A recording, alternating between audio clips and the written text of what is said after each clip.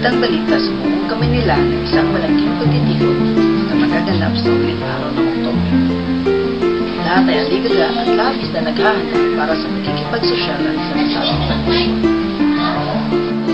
Mga kumari, alam niyo ba may isang pagdiriwang na magaganap sa bahay nila Kapitan Tiago? Tara, punta tayo. Aba, kina Kapitan Tiago ba ini? Oo naman. Naturalmente, magiging magarbo. Aba, syempre magdarating nila mga Donya doon sa bahay nila Tiago de los Santos. Aba, tama ka dyan. Kaya kailangan natin magsipaghanda. Sana naman to. Usapan ko. Ganito, kakilala mo naman kami sa kasama mo. Oo nga, opo. Aking kasintahan na si Vicente. Magandang araw sa iyo. Magandang araw sa'yo. Sige, paalam na sa inyo. Kita-kita na lang tayo, ha? Sige, mga kumare, ha? Boy na, mauna na kami. Bye. Magandang araw, Tia Isabel. Magandang araw din sa inyo. Pasok kayo dito, mag-ipon kayo. Salamat po.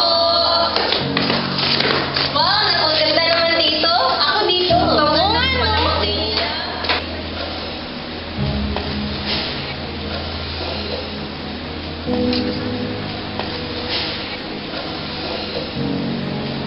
Sana ba si Sa isang lingkod na lang isang kinauupuan na Padre Damaso, umaring nato ang mataklat na paglalarawan ng Friday ukol sa ugali ng mga Indio.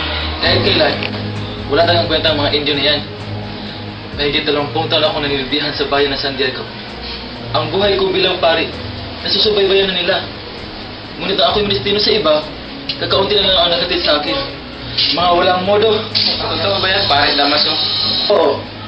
At isa pa, kung hindi naman dahil sa nagmamagay natin, hinenting hiral na yan, hindi ako ministino sa iba. Maski sa paglilibing ng mga masasamang tao, hindi ako kinonsulta. Padre Damaso, pag-ulit-ilig ka.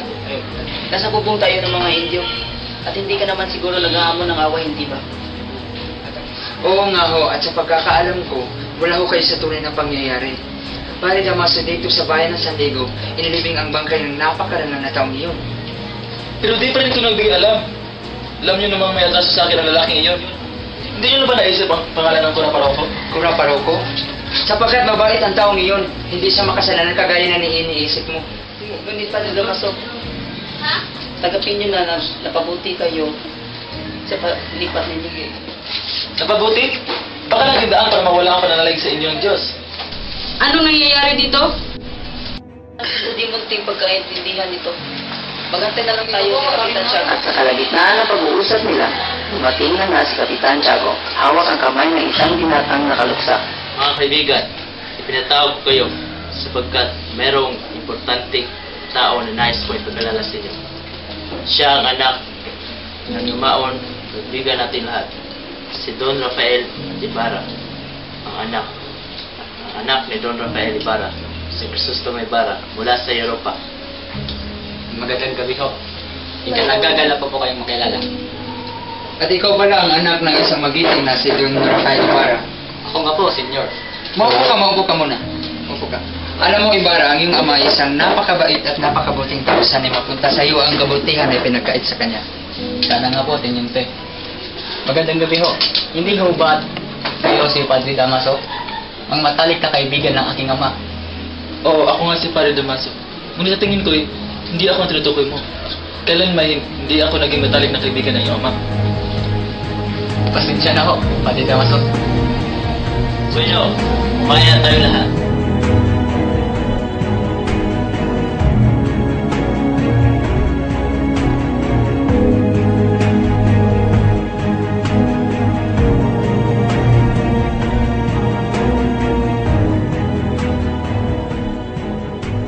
Ano ba yan? Ang laman ng aking tasa ay maliit na manok. Matapos mong pag-aaralan ang bansang Europa, anong masasabi mo na paborito mo? Tapos kong malaman ang lahat-lahat sa kanila. Nalaman kong wala naman palang kagandang-gandang katangian mga lugar sa Ano Europa. ba natutunan mo sa Europa? Kaya sino ay matutunan yan kahit hindi magustay ng pera? Paumanin ako sa iyong lugar. Kailangan ko na pong umalis. Ngunit, parang tingin si Madam Clara. Hindi mo ba siya antay? Pasensya na po. Ngunit, marami pa po kong bagay na dapat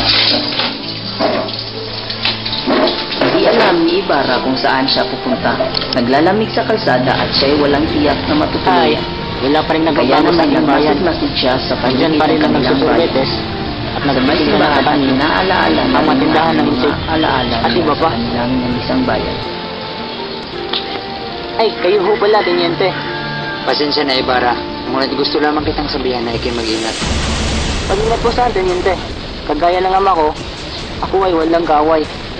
Huwag kang masyadong magpakasiguro, Ibarra. Kung ako nagkakamali, ay napakabuti ninyo sa isa't isa ng aking ama. Maaari niyo po bang isalaysay sa akin ng kapalaran na sinapit ng aking ama? Ngayon hindi mo pa ba alam? Opo, hindi ko po alam. Kagaya ng pagkakabatid ng karamihan, sa bilangguan namatay ang iyong ama. Sa bilangguan, sinong nabilanggo? Ang iyong ama na si Don Rafael Ibarra ang nabilanggo. Ang ama ko nabilanggo. Sigurado po ba kayo na siya ang aking ama? Iisa lamang si Don Rafael Ibarra. Isang napakayamang tao sa San Diego ang iyong ama, ngunit iba ang kanyang pananaw sa buhay. Kaya't siya ay pinaratangan ng simbahan. Siya ay tinatawag na Erehi at Pilibustero. Ang kura paroko ay palagi siyang pinaparinggan sa kanyang pabasa, bagamat hindi binabanggit ang kanyang pangalan. Dahilan ito sa pagkakapatay niya sa isang albilyero. Isang araw, isang bata ang nangaasar sa isang tatangatangang albilyero. At dahil sa busilak ang puso ng iyong ama, nang mapansing sinaktan ang bata, ng albilyero ay pinagtanggol niya ito. Wag! Bakit? Aalma ka? Sino ka ba?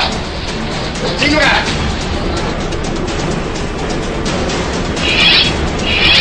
Ngunit napakalakas ng pwersa ng iyong mama, kaya ay napatay niya ang albilyero.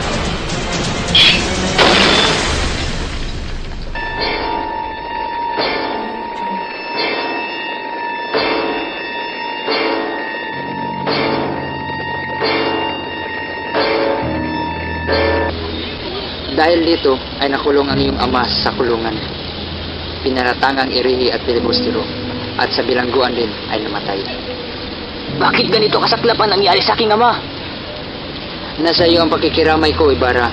Ngunit hayaan ko na lamang si Kapitan Tiago ang magpatuloy sa istorya na para sa iyo. Maraming salamat po. Mag-ingat ka, Ibarra. Tuluyan na nga naglayo ang Teniente at si Ibarra. Ang ating nakuha ng pansin naman ngayon ay si Kapitan Tiago, ay isang nagpakilala na tanyag na personalidad sa maraming bayan at mga lalawgan. Ama, bakit tila madaming nasa isip mo ngayon? Hay, siguro naman ay naging masaya sila, no? Kahit pa maagang umuwi si Ibarra. Anak, hindi mo ba naiisip na siguro ay mas lubos ng kasiyahan natin ngayon kung hindi maagang namatay ang iyong ina? Ako naman, Ama. Sana'y nakikita niya kung gaano kayo kabuting ama sa akin. Salamat, anak. Ay, Ama, ako po'y aalis muna. Sige, Maria Clara, pagpalain ka ng Diyos. Ito ay napahinga na lang ng malalim habang naghihinanti sa paghahanap ng kasama sa buhay. Sa paghahanap kay Pia Alba. Kinabukasan, maagang nagsimba ang magtiyang sina Isabel at Maria Clara. Nadismaya si Tia Isabel sapagkat nagmamadaling umuwi si Maria Clara. At dahil iyon, sa siya ay bibisitahin sa ngayon ni Crisostomo Ibarra.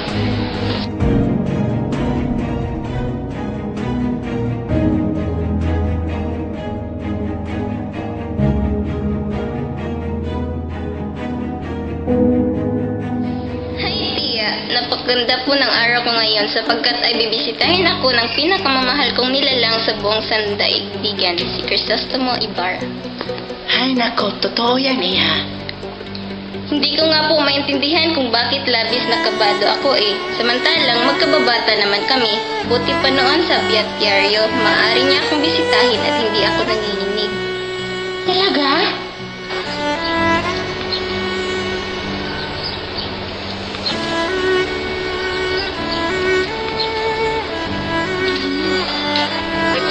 Uy, Ibarra, kumusta? Ano mo?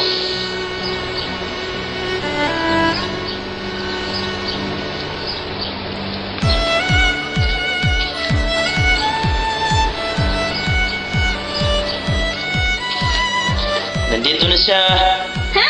Naku po!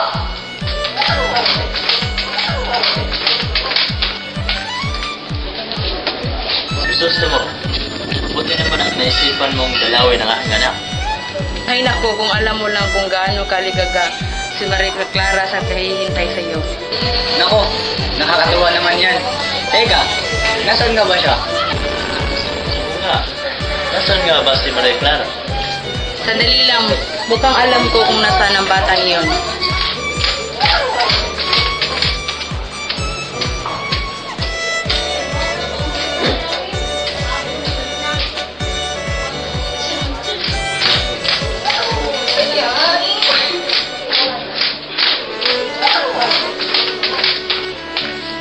Ito na siya, oh.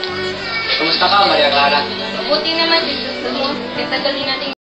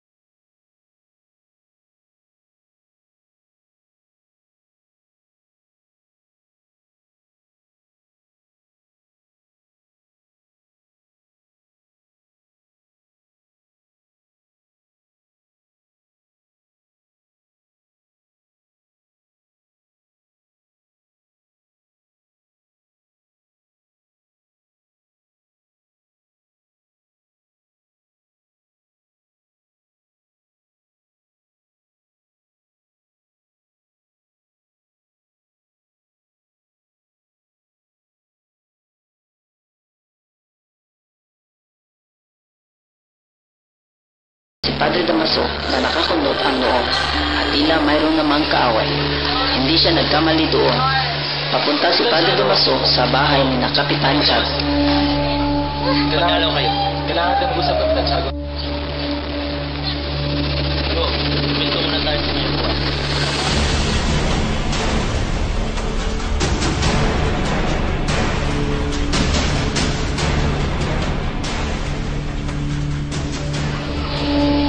Sana ay maintindihan mo na ikaw ang pinakamakapangyarihang tao dito sa bayan ng San Diego.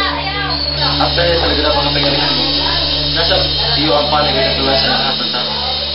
Opo, batid ko po yan. Yun naman pala eh. Ano ito nalalaman ko na magpasadas naman sa natin para ngayon? Totoo po yun. Mga bata pa lang sila ay siniayos namin ang kanilang mga magulang, ang kanilang pagkapakasal. Kung ganun, Eh saan pa ata ako ang nagiging ninong ni Maria Clara? Kung hindi nyo naman ipinapalam sa akin ang buhay na aking anak. Ay, nakakalasaya. Siguro naman alam mo kung ano ang hiniling ko sa'yo. Hindi na sana nangyari ito kung sumangguni ko muna sa akin. Pero pinili mo pala yung suportahan ang kasusumang Ibarra na yun. Bueno, ayoko nang maulit ang kababalagang nangyayari kaya nito. Pagkatiwalaan mo sana ang pagkakasya. Opo, pare Damas. Paalam na.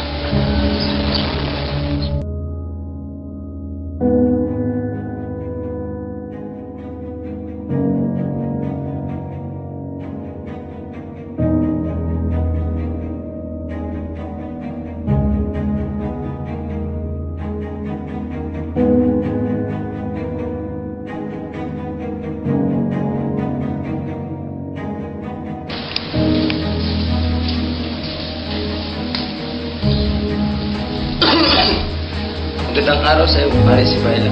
Magandang araw din sa'yo. Ano ba naman po nyo? Nagpatingin mo na po ba kayo sa kalusugan ninyo? Aba, oo naman. At gaya ng naisip mo, lapit na nga akong mamatay.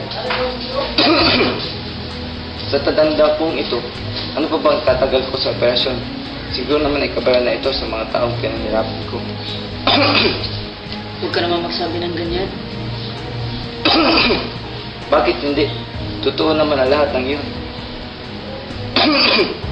Alam niyo ba, nanganib na tayo sa mga Indio. Sa mahaba ng panahon, namulot na rin nila kasi sila'y ginagamit lamang natin. Nakikita na nila na sila'y ginagamit natin sa kapangyarihan natin. At namumulak na rin nila ang katotohanan. Ako, hindi maganda ito. Ang ibig sabihin lamang yaon, mawawala na sila ng paniniwala sa atin. At mawawala na din ang kapangyarihan ng Kastila sa Pilipinas. Ako, hindi maganda ito. Nagsisimula na silang putiain tayo. Oo nga. Nanganib na kapangyarihan Kapansin-pansin ang pag-aalala ng mga tribe para sa San Diego. May wagang kasaysayan ng bayan na ito. Salamat sa iyo. Pag-aari ng mga Ibarra at ang kapangyarihan ay pinamumunuan ng mga Cora at ng Alperes.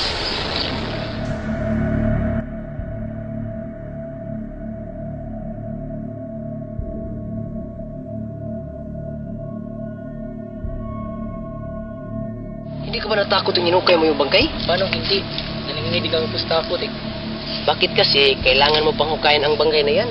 Siyempre, pag-uutos ng praile, ikamatay ko siguro kapag hindi ko siya sinunod. At pagkatapos anong ginawa mo? Sabi nung matabang praile, ilibing ko daw sa libingan ng insik na ginawa ko naman. Ah, ginawa mo yun? Ay nako, manahimik ka lang dyan. Tuloy mo ng yung paghukay.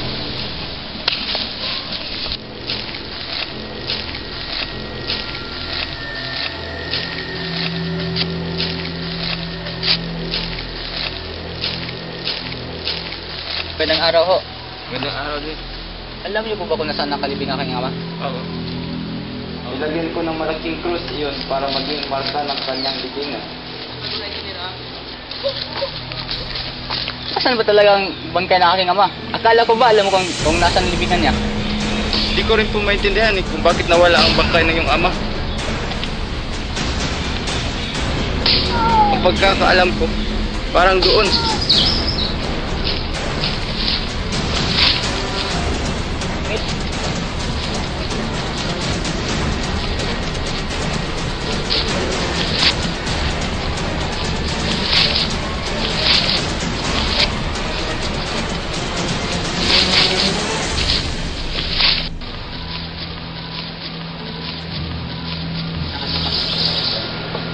Boy, halika nga dito. Asan ang katawan niya? Sabi sa akin ni paring Dorothy at ayun, hukayin ko daw, dalhin ko sa libingan ng insik, mga 5 buwan nakaraan. At sinunod mo naman siya? Hindi po, umulan kasi po noon at tinapon ko ang bangkay sa lawa.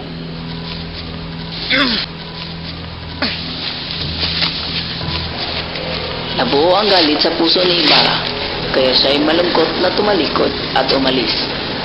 Samantala, nakasalubong naman niya si Padre Salve.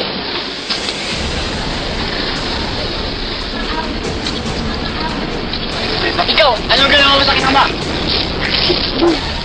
Ha? Wala akong ginawa sa iyong ama. Kung hindi ako napahukay sa aking ama, sino? Sino? Oo. Si Padre Damaso. Si Padre Damaso ang naghukay sa iyong ama. Oo, ako nga si Padre Damaso. Ngunit sa tingin ko hindi ako ang tinutukoy mo.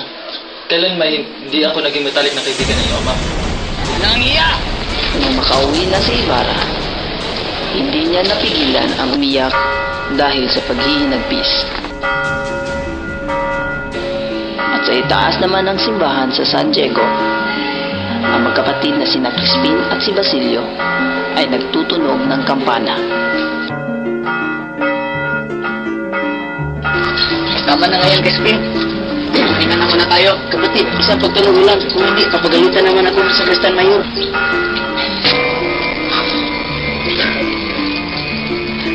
Basilio, magkano bang kitaan mo ngayong buwan? Ba't mo natanong?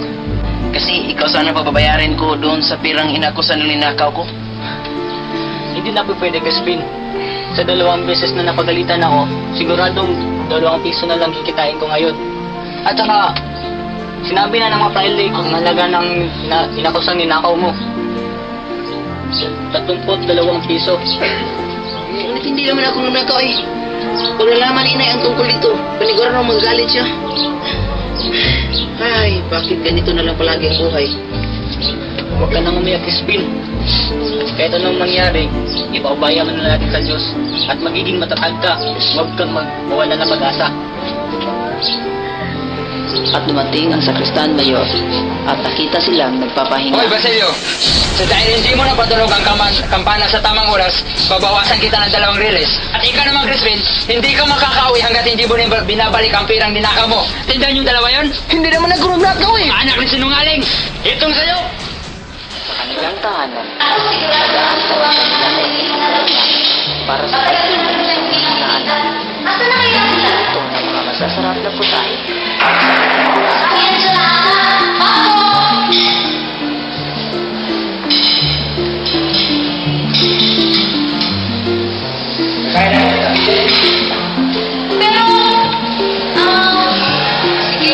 Nakakainis, talo ng mga susabong. Naubos ng pera natin. At sa lahat, hirap talaga mong manalo. Michelle.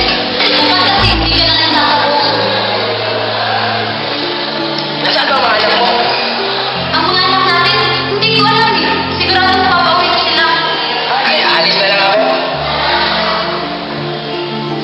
Pero hindi mo maantay ng mga anak mo. Tabi mo na lang mga piso. Ah! Ay, naku. Nasaan na kaya mga anak mo? Ano na kaya mayayari kay Crispin? Paano tatanggapin ni Sisa ang masamang sinapit ng kanyang anak na si Crispin? Ano ba ang mga mangyayari sa pagbabalik ni Crisostemo Ibarra sa Pilipinas? Abangan sa mga sumusunod na kabanata.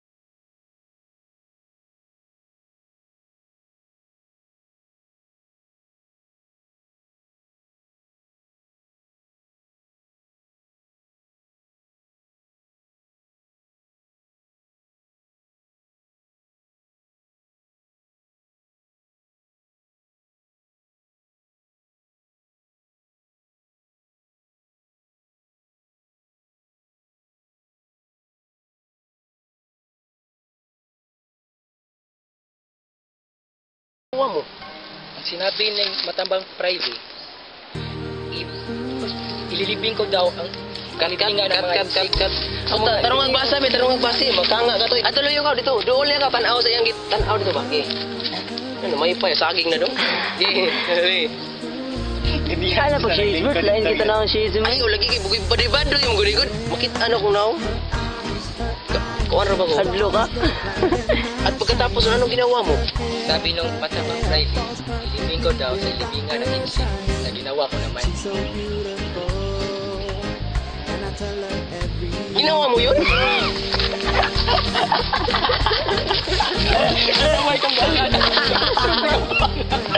Sumpay dahil. Ilibing ko daw sa libingan ng insect na ginawa ko naman. Ginawa mo yun? Oo, ginawa ko. Ay nako. Alam lang. Ay nako. Alam ko kung nasa libingan na. Hindi ko rin nga maintindihan kung bakit nawala ang bangkay ng iyong ama.